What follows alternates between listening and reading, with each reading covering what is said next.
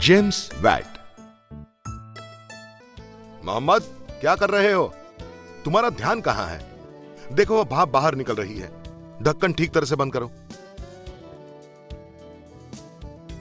Sir, पहला rail engine भाप से ही चला था ना? अरे वाह, मुझे खुशी है कि तुम्हें इतनी सारी बातें पता हैं। देखिए ना सर, ये लोग हर वक्त मुझे चिढ़ाते हैं। शांत हो जाओ सभी। सुनो, बाष्प इंजन का आविष्कार जेम्स वैट ने किया। उनका जन्म जनवरी 1736 में हुआ। बचपन में अपनी लगातार बीमारी की वजह से वह नियमित रूप से पाठशाला भी नहीं जा सके। उनकी मां उन्हें घर पर ही पढ़ाया करती थी। किसी भी विषय की किताबें पढ़ना जेम्स की अभिरुचि थी। किताबें पढ़ने के बाद वो खिलौनों से खेलते थे और उन खिलौनों को तोड़कर एक नया खिलौना बनाते थे। कुछ सालों बाद उन्हें उनके दादा दादी के पास भेजा गया।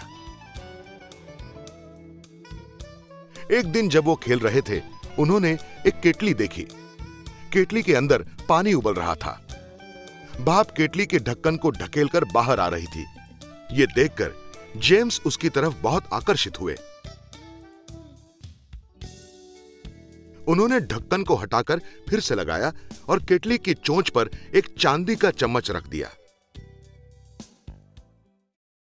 भाप की ताकत के प्रति जेम्स के आकर्षण की तो यह सिर्फ शुरुआत थी। सन 1753 जेम्स को भयंकर मानसिक आघात का सामना करना पड़ा जब उनकी मां का बीमारी की वजह से अचानक देहांत हुआ। लेकिन जल्द ही उनके पिता ने उनकी मां की जगह संभाल ली। एक दिन उनके पिता ने जेम्स को अपने हथियारों का संग्रह दिया और उन्हें अपनी कार्यशाला ले गए। उन हथियारों से तो जेम्स ने चमत्कार ही कर दिखाया। किसी भी चीज को जोड़ने में वो माहिर हो गए। एक सहाध्यायी ने इंजन दुरुस्त करने में उनकी मदद मांगी।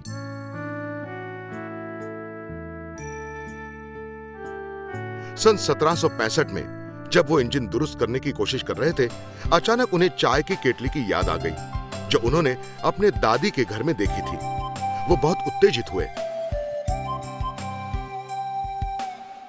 अपने दोस्त की मदद से उन्होंने पहला भाप पर चलने वाला इंजन बनाया। जल्द ही अलग अलग क्षेत्रों से इस आविष्कार की मांग बढ़ने लगी।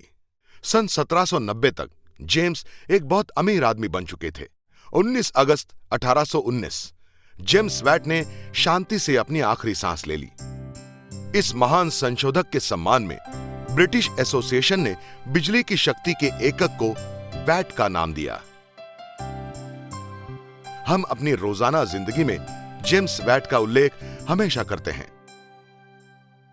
क्या तुम में से कोई बता सकता है किस तरह से? हाँ सर, हम हमेशा कहते हैं 60 वैट या 40 वैट का बल्ब। बिल्कुल सही।